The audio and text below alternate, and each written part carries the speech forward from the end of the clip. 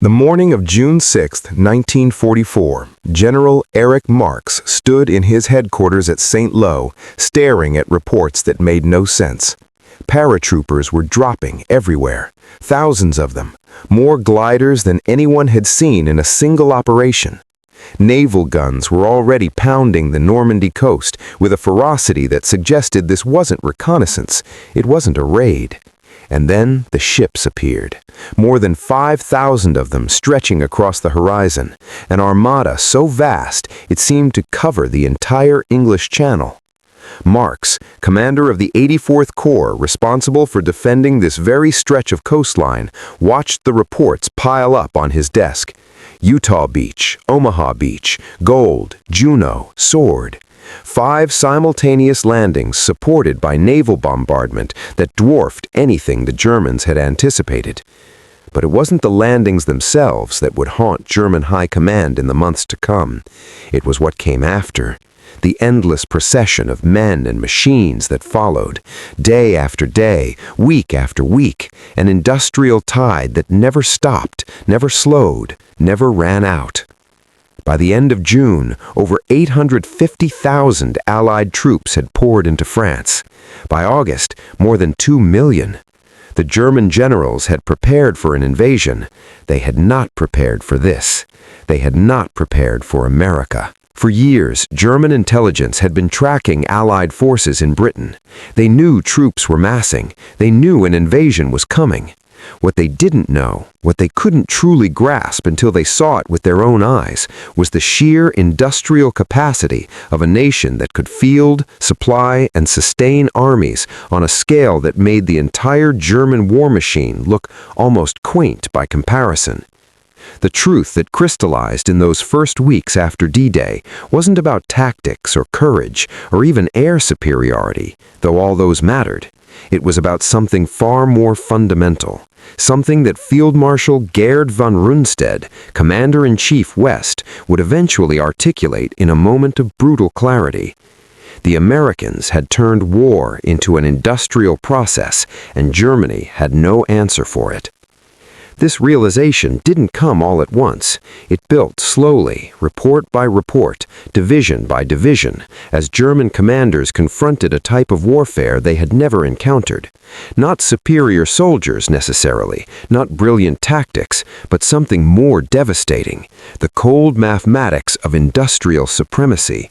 The ability to replace every loss faster than the enemy could inflict it, to expend ammunition freely because more was already being produced, to lose a tank and have another one waiting, to fight not with finite resources carefully husbanded, but with what appeared to be infinite reserves. The story of what German high command said when they saw Eisenhower land 3 million troops isn't just about numbers. It's about the moment when Germany's most experienced military minds confronted a truth that shattered every assumption they had held about warfare, about America, and about their own chances of victory. CTA 1, approximately 145 words in. If you'd like to see more deeply researched historical content like this, please like this video and subscribe to the channel. The German understanding of American military capability in early 1944 was filtered through a combination of poor intelligence and ideological bias. At the highest levels of command, there was a persistent belief that American forces, while materially well-equipped, lacked the combat experience and martial discipline that defined German military tradition. This wasn't entirely wrong. In December 1943, when planning for Operation Overlord began in earnest, the American military was still relatively inexperienced in large-scale European warfare. Their performance in North Africa had been mixed.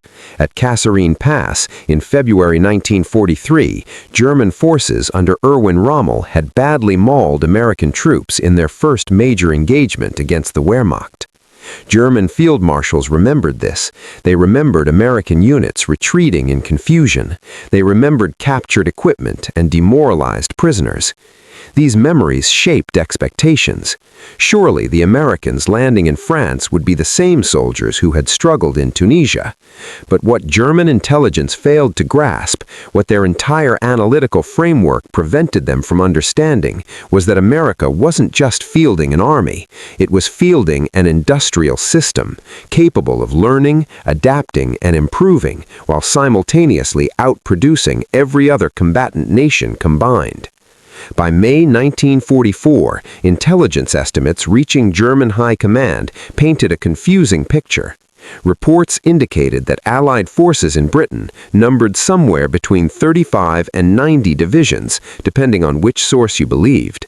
The head of FHDE West, the intelligence department responsible for evaluating Western Allied forces, was Colonel Alexis von Royn. Von Royn's estimates were catastrophically wrong, but not through incompetence. He had deliberately inflated Allied troop numbers, more than doubling them in some reports. Where the Allies actually had 45 divisions in Britain, von Royn reported 90. Where they had real units, he added phantom armies. His motives were complex. Von Royn was connected to the growing conspiracy against Hitler, though he took no active role in the July 20th plot that would later cost him his life. By inflating Allied numbers, he hoped to convince Hitler that the invasion, when it came, was too powerful to resist, that Germany must seek terms. Instead, his inflated figures played perfectly into Operation Fortitude, the Allied deception campaign designed to convince Germany that the main invasion would strike at Pas-de-Calais, not Normandy. Hitler, confronted with reports of massive forces gathering in southeastern England opposite Calais, became convinced that Normandy, when the invasion came, would be a diversion. The irony was brutal. German intelligence simultaneously underestimated American combat effectiveness while overestimating American troop strength in the wrong locations. They were wrong in both directions, but in ways that reinforced German strategic failures rather than correcting them. The command structure defending France reflected these confused priorities. Field Marshal von Rundstedt, at 68 years old, commanded all German forces in the West, Oberbefehlshaber West. Under him, Field Marshal Erwin Rommel commanded Army Group B, responsible for defending northern France and the Netherlands. The two men disagreed fundamentally about how to meet the invasion. Rundstedt, an Eastern Front commander accustomed to mobile warfare, wanted to hold panzer divisions in reserve inland, away from naval gunfire, and launch a massive counterattack once the Allies committed to their landing site. Rommel, experienced Allied air supremacy in North Africa, knew better. He understood that any large-scale movement of armor would be detected and destroyed by Allied aircraft long before it reached the invasion beaches. His experience told him the invasion had to be defeated at the waterline in the first hours before the Allies could establish air superiority and build up forces. Rommel argued for positioning panzer reserves close to the coast. Rundstedt insisted on holding them back. Hitler, as was his pattern, sided with neither completely. He placed crucial reserve divisions under his personal control, not to be moved without his direct authorization. This decision would prove catastrophic. By the end of May 1944, Germany had 58 divisions stationed in France, Belgium, and the Netherlands. Out of nearly 300 divisions in the Wehrmacht, less than 20% defended Western Europe. The coastline was held by garrison troops, many of them Ostlegion, conscripts and volunteers from Russia, Mongolia, and other Soviet territories. These men were equipped with captured weapons, lacked motorized transport, and minimal combat training. The 7 infantry divisions that would face the initial Allied landings on D-Day averaged 12,000 men each, about 70% of full strength. Many soldiers were in their 30s and 40s, far older than the 18 to 25-year-olds in Allied divisions. The panzer divisions stationed in France were in better shape, but even they were problematic. 7 of the 11 Panzer or Panzer Grenadier divisions in France were not fully operational in early June. Several, including the 1st SS Panzer Division Leibstander Adolf Hitler and the 2nd SS Panzer Division Das Reich, had only recently arrived from the Eastern Front for refitting after being badly mauled in Soviet offensives. The Luftwaffe was effectively absent. Of over 9,000 Allied aircraft assigned to support the invasion, Germany could muster only 815 aircraft over Normandy. Experienced pilots were dead or on the Eastern Front. New pilots had minimal training. Fuel was increasingly scarce. The Kriegsmarine was in even worse condition. Most major surface vessels had been destroyed or were trapped in port. U-boat found it virtually impossible to operate in the English Channel against overwhelming Allied naval and air defenses.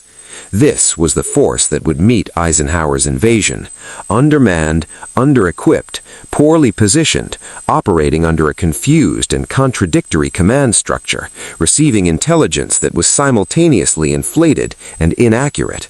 And even with all these disadvantages clearly visible, German high command still believed they could throw the Allies back into the sea. They believed this because they fundamentally misunderstood what they were facing. The Allies weren't just landing an army, they were landing an industrial system. On the evening of June 5, 1944, German meteorologists assured their commanders that weather conditions made an invasion impossible. Heavy cloud cover, rough seas, strong winds. No competent commander would attempt amphibious landings in such conditions. Rommel, convinced the invasion wouldn't come for several days, left France to visit his wife in Germany for her birthday. He planned to continue to Berchtesgaden to petition Hitler personally for more panzer divisions to be transferred to Normandy. Other senior commanders were similarly absent. General Friedrich Dollmann, commander of 7th Army, responsible for defending Normandy, was conducting a map exercise in Rennes. Many regimental and battalion commanders were away from their units. At 1:20 a.m. on June 6th, German headquarters received reports of paratroopers dropping across Normandy. These were the lead elements of the Allied airborne assault. Over 23,000 troops from British and American airborne divisions tasked with securing the flanks of the invasion beaches and blocking German reinforcements. The drops were scattered. Many paratroopers landed miles from their intended drop zones. Equipment was lost. Units were fragmented. But the sheer scale of the airborne operation created chaos across German defensive positions. Reports flooded in from dozens of locations. Paratroopers here, gliders there. Some were dummy decoys designed to confuse defenders. Others were real troops cutting communication lines, seizing bridges, blocking roads. At 2 a.m., Rundstedt was informed. The initial assessment was that this might be a raid, similar to the Dieppe operation in 1942, or perhaps a diversion for the real invasion at Calais. At 3 a.m., Allied aircraft began bombing German defensive positions along the Normandy coast. At 5 a.m., naval bombardment commenced. Battleships, cruisers, and destroyers pounded German fortifications with a volume of fire that German commanders had never experienced. And then, at 6:30 a.m., the first assault troops began landing on the beaches. The German soldiers manning the Atlantic Wall defenses did what they could. At Omaha Beach, the veteran 35-2 Infantry Division inflicted terrible casualties on American forces, pinning them down on the beach for hours. Elsewhere, bunkers and gun emplacements that survived the bombardment held out, their defenders fighting with the skill and determination that had made the Wehrmacht feared across Europe. But it wasn't enough. By nightfall, approximately 160,000 Allied troops were ashore. They had taken over 10,000 casualties, but they had secured a foothold. 5 separate beaches, multiple landing zones, a front over 50 miles wide. And behind those first waves, more ships were already approaching. More men, more equipment, more supplies. The industrial tide had begun. General Marks, the Corps commander at St. Lo, understood immediately that something unprecedented was happening. He contacted his superior, General Dollmann, who contacted Rommel's headquarters, where Colonel Hans Speil, Rommel's chief of staff, had been fielding reports all night. Speil faced an impossible decision. He needed panzer divisions to counterattack immediately, while the Allied beachheads were still vulnerable, but the critical reserve divisions, including the 12th SS Panzer Division, Hitler Youth, and Panzer Lehr Division, were under Hitler's personal control. They could not be moved without the Führer's direct authorization, and Hitler was asleep. His staff, terrified of waking him for what might be a false alarm or a diversion, delayed. Hours passed, critical hours, when a rapid armored counterattack might have disrupted Allied plans. By the time Hitler was awakened around noon and authorized the release of panzer reserves, it was too late to move them during daylight. Allied air superiority meant that any large-scale movement would be devastated from the air. The panzers waited until nightfall to move. By then, Allied forces had expanded their beachheads, linked up sectors, and were beginning to push inland. The moment for throwing the invasion back into the sea had passed. Only the 21st Panzer Division, already positioned near Caen and not under Hitler's control, managed to launch a counterattack on D-Day itself. Elements of the division actually reached the coast between British and Canadian landing zones at Juno and Sword beaches. For a brief moment, it seemed like they might split the Allied landing zones, but without reinforcements, without support, isolated and under constant air attack, the 21st Panzer had to withdraw. Of their 124 tanks committed to the attack, they lost 70. The commander of the 84th Corps, General Marx, told the officer leading the attack something that revealed how completely German commanders understood the stakes. "If you don't succeed in throwing the British into the sea, we shall have lost the war." He was right, but the war was already lost. The 21st Panzer's failure wasn't due to lack of courage or tactical skill. It was due to the fundamental reality that would define the entire Normandy campaign. One panzer division, even a good one, couldn't defeat an invasion backed by absolute air superiority, overwhelming naval gunfire, and an industrial base capable of replacing losses faster than Germany could inflict them. By June 7th, the magnitude of what was happening began to penetrate German high command. Intelligence reports started arriving that made senior officers question whether they understood anything about Allied capabilities. The Allies had landed with prefabricated harbors. Massive concrete caissons were being towed across the English Channel and sunk to create artificial ports. The Mulberry harbors, as they were called, would allow the Allies to offload supplies directly onto the beaches at rates that rivaled established ports. German planners had assumed the Allies would need to capture a major port quickly, probably Cherbourg, and that the capture would take weeks, giving German forces time to destroy port facilities and deny the Allies their logistical lifeline. Instead, the Allies brought their own ports. The flow of supplies was staggering. By June 11th, just 5 days after D-Day, approximately 326,000 troops, 54,000 vehicles, and 104,000 tons of supplies had come ashore. By the end of June, those numbers had grown to 850,000 troops, 148,000 vehicles, and 570,000 tons of supplies. And this was just the beginning. The numbers kept climbing week after week, month after month. German commanders watching this unfold experienced something between disbelief and despair. They had prepared for an invasion. They had expected material superiority. What they hadn't expected was the sheer scale, the relentless, grinding, unstoppable accumulation of men and material that suggested their enemy had essentially limitless resources. Rommel understood first. He had seen it before in North Africa. The crushing weight of Allied material superiority. The ability to expend ammunition as if it cost nothing. The endless replacement of destroyed equipment. But North Africa had been a sideshow, a peripheral theater. This was France. This was supposed to be different. On June 17, 1944, Rommel and Rundstedt both traveled to Margany near Soissons to meet with Hitler personally. They needed to explain the reality of what was happening in Normandy. They needed authorization to conduct a strategic withdrawal, to pull back beyond the range of Allied naval guns, to fight the kind of mobile warfare the Wehrmacht excelled at.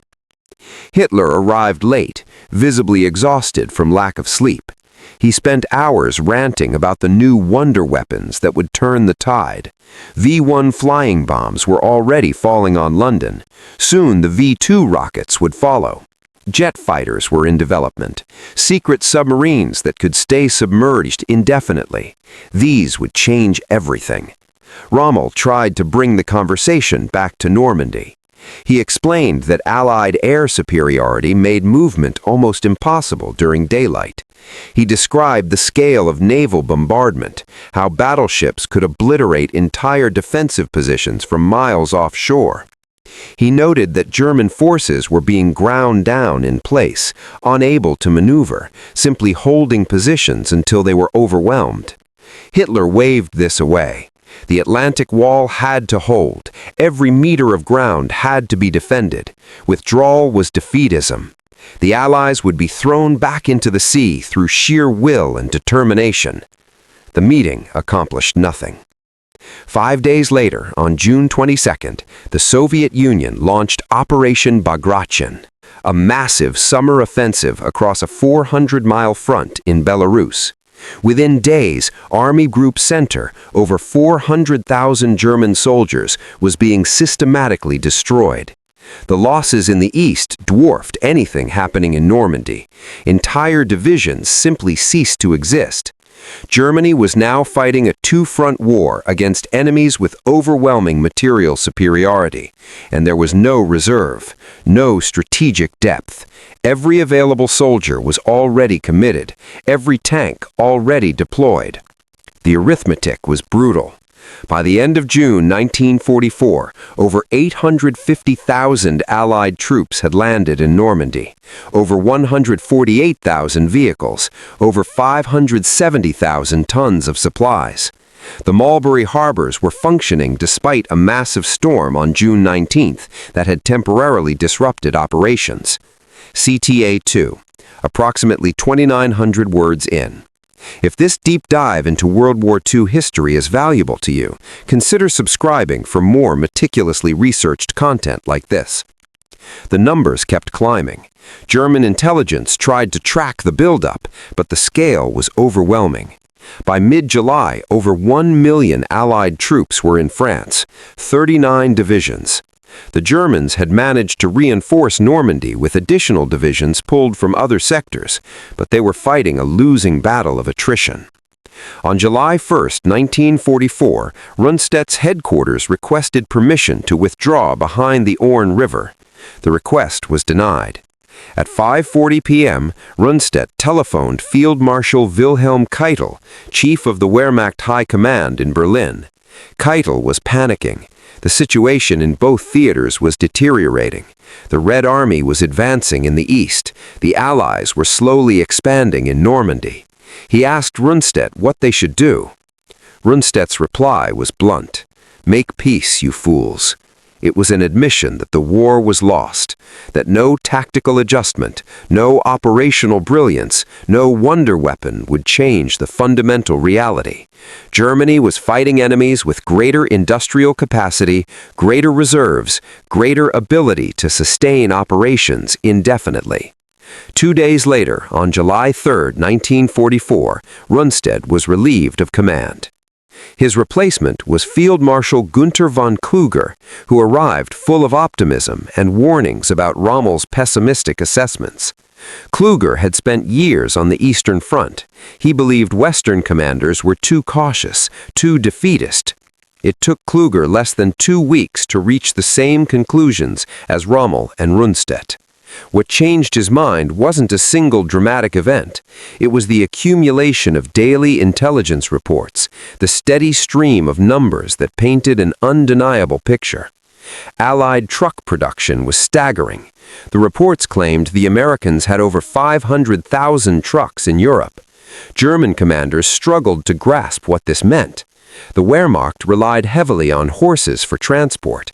Entire divisions moved supplies with horse-drawn wagons. The Americans moved everything by truck.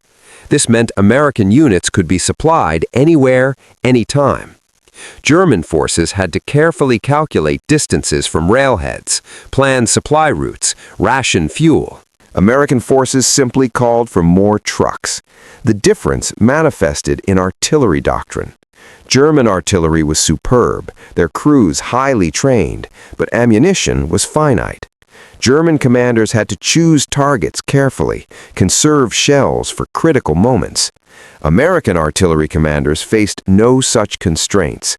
They would call down barrages that expended more ammunition in a single action than a German division might receive in a month. If a farmhouse might contain enemy observers, they would level it with artillery rather than risk infantry. If a hedgerow needed clearing, they would saturate it with explosives. This wasn't wasteful, it was industrial warfare. Why risk soldiers when you had unlimited shells? German soldiers who survived these bombardments spoke about it with a kind of stunned disbelief. The noise, the duration, the sheer volume of explosives. One survivor of an American artillery barrage near Saint-Lô described it as worse than anything he had experienced on the Eastern Front. Not because American gunnery was more accurate, but because it never stopped. And when American units took casualties, replacements arrived within days. When equipment was destroyed, new equipment rolled off ships the next week. The system was self-sustaining, self-renewing, apparently inexhaustible. German units, by contrast, bled and didn't heal. A battalion reduced to half strength stayed at half strength. Destroyed tanks weren't replaced. Depleted ammunition stocks stayed depleted. The Wehrmacht in Normandy was like a boxer fighting without the ability to recover between rounds. The campaign ground on through July. American forces captured Cherbourg on June 27th. Though German engineers had thoroughly demolished the port facilities, it would take weeks to make it operational. But the Allies didn't need it as urgently as German planners had assumed. The Mulberry harbors were working. Supplies kept flowing. British and Canadian forces fought bitter battles around Kern, the communications hub that was supposed to fall on D-Day. The city finally fell on July 20th, more than 6 weeks late, and only after being reduced to rubble by Allied bombing. But delays didn't matter in the way they would have mattered to German operations. The Allies could afford to be patient. They could build up overwhelming force, launch an attack, and if it failed, simply build up again and try somewhere else. On July 25th, the Americans launched Operation Cobra, a massive breakthrough attempt near Saint-Lô. The operation began with a carpet bombing campaign by heavy bombers, over 2,400 aircraft dropping nearly 4,000 tons of bombs on a rectangular target zone 5 miles long and 1 mile deep. The bombardment was so intense it created a moonscape. German defensive positions simply ceased to exist. Soldiers who survived were shell-shocked, unable to fight effectively. American armored and infantry divisions poured through the gap. For the first time since D-Day, the static battle of the hedgerows gave way to mobile warfare. But this wasn't the kind of mobile warfare German commanders understood. This was industrial pursuit. American units didn't have to pause to regroup and resupply. Supplies followed them. Trucks brought fuel, ammunition, and food forward continuously. The breakout accelerated through early August. General George Patton's Third Army became operational on August 1st, adding another entire field army to the Allied order of battle. German intelligence hadn't even known Third Army was in France. Operation Fortitude, the deception campaign, had convinced them Patton was still in England, commanding the Phantom First Army Group, waiting to invade at Pas-de-Calais. The 15th Army, defending the Pas-de-Calais area, remained in place, hundreds of thousands of German troops waiting for an invasion that would never come, while the real battle was being lost in Normandy. Hitler, confronted with the breakout, ordered a counterattack. Operation Ludic would strike westward toward the coast at Avranches, cutting off American forces that had broken through and restoring the front. He scraped together 4 panzer divisions for the attack. The operation launched on August 7th in the pre-dawn darkness. German forces achieved some initial success, but daylight brought Allied aircraft, hundreds of them. Fighter bombers that destroyed tanks and vehicles caught moving in daylight. The counterattack stalled, then collapsed, and it left German forces exposed in a salient, vulnerable to encirclement. American forces driving south and east, combined with British and Canadian forces pushing south from Kern, began to close a pocket around the German 7th Army and 5th Panzer Army near Falaise. Tens of thousands of German troops found themselves trapped. The Germans fought desperately to keep the gap open. Some escaped, but the Falaise pocket became a killing ground. Allied aircraft hunted German vehicles trying to flee. Artillery plastered the roads. The destruction was systematic and overwhelming. When it ended in late August, German forces had lost approximately 90,000 soldiers in the Falaise area alone, half of them captured, hundreds of tanks, thousands of vehicles. The roads were choked with burnt-out equipment. The German army in France had been shattered, not defeated through superior tactics or brilliant generalship, though both played their roles, destroyed through attrition, through the simple mathematics of industrial warfare. By late August, Paris was liberated. Allied forces had reached the same. In less than 3 months, they had gone from holding 5 beachheads to controlling most of northern France, and the numbers were still climbing. By September 1944, over 2 million Allied troops were in France, more than 350,000 vehicles, thousands of tanks. The logistics were staggering, unprecedented in scale. General Eisenhower's headquarters was tracking the buildup carefully. They knew exactly how many divisions they had, how many more were crossing the Atlantic, how many were forming in training camps across America and Britain. German high command had lost count. Their intelligence estimates varied wildly. Some reports claimed the Allies had 70 divisions in France, others said 90. The actual number was somewhere in between, but it didn't really matter. What mattered was that more kept arriving, and German forces kept shrinking. The industrial disparity was now undeniable, even to the most optimistic German commanders. America was producing aircraft at rates that seemed physically impossible. The intelligence reports claimed 96,000 aircraft manufactured in the past 12 months, more than double Germany's total production. Tank production showed similar disparities. American factories were producing Sherman tanks faster than German forces could destroy them. And behind the Shermans were improved models, up-gunned variants, tank destroyers. The Americans were learning, adapting, improving their equipment in real time. Kluger, the optimist who had arrived in France, convinced that defeatism was the real problem, now faced the same reality that had broken Rundstedt. He could see the supply reports, the equipment manifests, the casualty figures. Germany was being bled white in Normandy, while simultaneously losing catastrophically in the east. On July 17th, Rommel had been severely wounded when Allied aircraft strafed his staff car near Vimetius. He would never return to active command. 3 days later, the July 20th plot to assassinate Hitler failed. Rommel's name was connected to the conspirators. Forced to choose between a show trial and suicide, he took poison on October 14, 1944. Kluger, also implicated in the plot, committed suicide on August 19th while being recalled to Berlin. The field marshals who understood what America represented, who comprehended the industrial nature of modern warfare, were dead or disgraced. The officers who replaced them were loyal to Hitler, but that loyalty couldn't conjure divisions that didn't exist or replace losses that couldn't be replaced. By September, Allied forces were approaching the German border. The pursuit had been so rapid that Allied logistics struggled to keep up. Fuel shortages temporarily slowed the advance, but even this wasn't the victory German commanders hoped for. The Allies weren't retreating, they weren't defeated, they were simply pausing to bring up supplies, and more supplies were always coming. The scale of Allied logistics was something no previous military force had attempted. The Red Ball Express, a convoy of trucks running supplies from Normandy to forward units, operated 24 hours a day. Thousands of vehicles driving around the clock, keeping the armies supplied. When the port of Antwerp was captured in early September, but couldn't be used because German forces still controlled the approaches, Allied engineers began construction of a pipeline under the English Channel.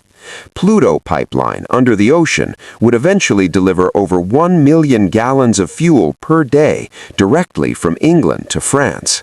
The Americans had industrialized every aspect of war, standardized, systematized, made reproducible. They had taken the assembly line thinking that built automobiles and applied it to building, deploying, and sustaining armies. This was the realization that penetrated German high command in late 1944. Not that American soldiers were braver, though many were brave. Not that American generals were more brilliant, though some showed real skill. But that America had created a system capable of producing military power on a scale that made traditional military calculations irrelevant.